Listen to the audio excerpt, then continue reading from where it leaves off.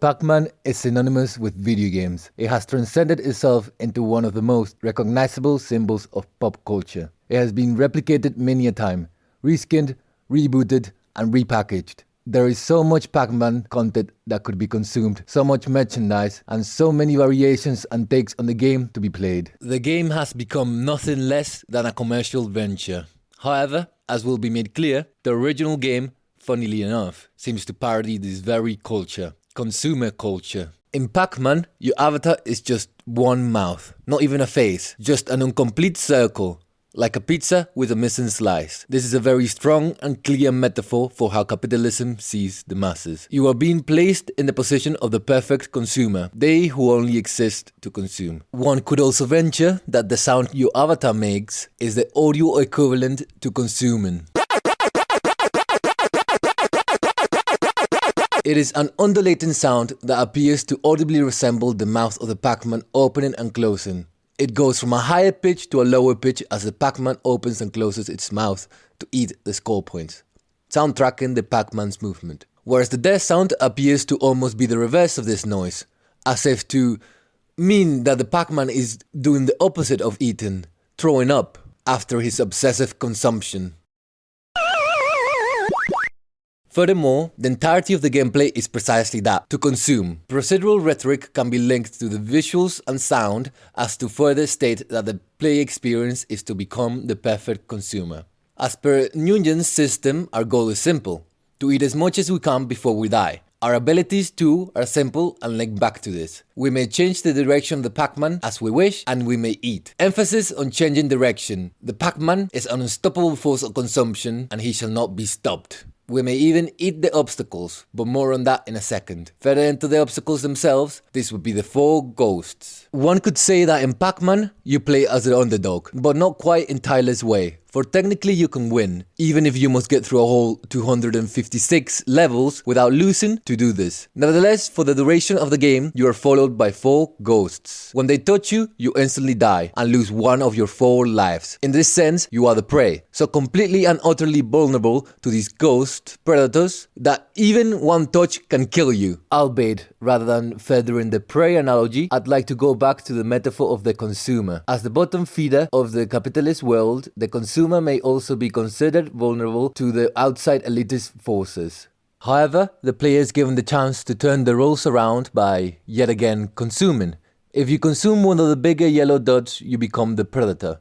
The roles are switched, and you are given the opportunity to take revenge against your oppressors by consuming them, for the reward of even more points. You do not leave your consumer cycle and manage to escape the reality of obsessive and constant consumption, but via the procedural rhetoric, you're rewarded for this consumption with even more consumption. The game treats you like capitalism does. It lures you in by monetarily making you feel powerful and above others in the social hierarchy, or in the case of Pac-Man, in the food chain. But this is nothing long-standing, for not after 10 seconds, the boost disappears, and the player becomes the powerless consumer he was before, who must run away from his problems in order to live as long as possible, as to consume as much as possible. Pac-Man is a power fantasy, but a limited one that showcases its flaws. Further into this, score points work in the same way I've explained in section 3. However, to reiterate, these now form a bigger part of the experience, because the gameplay itself is about the accumulation of points. An accumulation of points which is directly linked to consumption itself, as if suggesting we consume the currency, as well as what we consume through the currency. The goldenish dots even look suspiciously like coins, yet are abstract enough to represent something else. However, as per visual affordances, these are dots of a very bright yellow that attract the eye to them. Right away, even if the player hadn't played the game before, they might guess the goal of the game to be to collect the dots because of how alluring they look. The flauntability of points is also still there. Furthermore, I'd like to clarify that as per arcade games in general, coin-ops are often played in a public environment. The flauntability of points is not only due to the visible positioning of them on screen, but also to the fact that the arcade environment is public. There has been quite a few renditions and versions of the Pac-Man coin-op machines, but the most popular ones tended to be bright yellow, like score dots themselves, as if to attract the eye of passerbys to it. Furthermore, the screen tended to be quite big, as for the passerby to be able to see it over your shoulder, without having to squint too much. Here, I'd also like to point out how accessible this game is for watchers of the Magic Circle. Other games require a bit more context as to know if the player is doing well or not, because gameplays can tend to be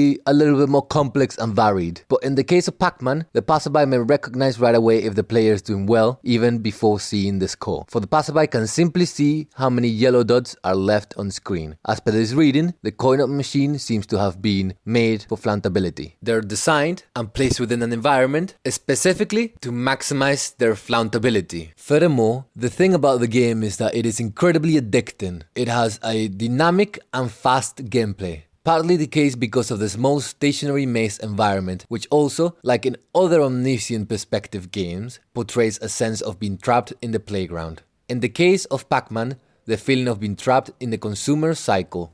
Furthermore, it is incredibly easy to get a hold of the controls, to get straight into that ready-at-hand relationship with the avatarial body. For there is only one control, the joystick. And albeit the skill ceiling is quite high, the constant boost of gratification serves to be very useful in keeping the player's attention. As per Yule's conundrum, Pac-Man balances the difficulty perfectly. It is so perfectly balanced that it can hypnotize the player. In my personal experience, I've had many near misses where I felt like I should have won the game. And it was this very sense of almost getting there, but still failing, that propelled me into playing the game one more time. Lastly, there doesn't seem to be a narrative in the game, but as we have learned in the case of Space Invaders, we might venture to explore what biggest story the game could be referring to. Perhaps the story of a gambler. In this case, one may read the ghost as perhaps your family and friends, who you have not paid very much attention to because of your addiction to the game. They follow you and actively try to take you out of the game by making you lose. And every time you win big, you chase after them to put it in their face that they were wrong, that there is money in the game. Success. Again, this resembles the experience of the consumer, who has been given occasional brief boosts of power, status, and or success, but who remains just that, simply a consumer, of the ideas and promises of the elite.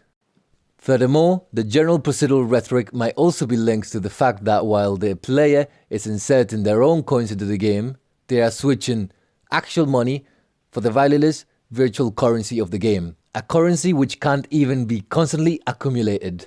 For your score is not the total amount of scores that you've had over all your playing experiences, but your highest playing score. Each game of Pac-Man can be considered a very short life of its own, where the player might try to best themselves or others, to live a life where success is the most plentiful, and where, if you had a bad run, you can simply restart another life and try again. Playing Pac-Man is experiencing the life of the perfect consumer. Pac-Man has proven to be alluringly beautiful with its visual affordances that attract the eye to the objectives of the game. It is also expressive of the emotion of greed and oppression and momentary satisfaction. Furthermore, in its quest to hypnotize the reader, Pac-Man proves to be intellectually challenging, for it expresses that we as oppressed should not settle into the consumer cycle, for the success and value we get is only momentary. Lateral movement remains impossible, and the American dream is but a mirage. The game is also super simple to learn, but hard to be constantly good at, meaning complex but coherent. It also proves a good vehicle for all the complex emotions and feelings of the oppressed, as well as the dynamics between the oppressed and the system. How the system tries to trick the consumer into maintaining this capitalist cycle of consumption by asserting that success is common. It also exhibits the individual point of view of the singular consumer, and it proves to be a very creative work because of its uses of imagery, which clearly link to its themes and procedural rhetoric in a way that shows a very high level of design skill. And as I have proven in this essay, the Pixelanian is an art form, so one might even argue that Pac-Man fits into number 9.